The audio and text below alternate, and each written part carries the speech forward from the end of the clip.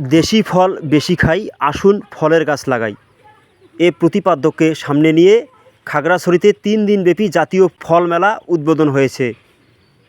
কৃষি সম্প্রসারণ অধিদপ্তরের আয়োজনে আজ বৃহস্পতিবার সকালে উদ্বোধনী অনুষ্ঠানে প্রধান অতিথি হিসেবে উপস্থিত ছিলেন পার্বত্য জেলা পরিষদ চেয়ারম্যান জিরুনা ত্রিপুরা। এখন আমাদের দেশীয় ফলকে আমরা প্রাধান্য দেব। তো জাতীয় ফল মেলার মাধ্যমে এই সম্ভাবনাময়কে শুধু স্থানীয় নয়, জাতীয় পর্যায়ে তুলে ধরার একটি চমৎকার সুযোগ তৈরি হয়েছে আমাদের। তো আমি বেশি কিছু বলবো না, আমি সংশ্লিষ্ট কৃষি বিভাগ, আয়োজক কমিটি এবং খাগড়াছড়ির পরিশ্রমী কৃষকদের প্রতি আন্তরিক অভিনন্দন জানাই। ধন্যবাদ।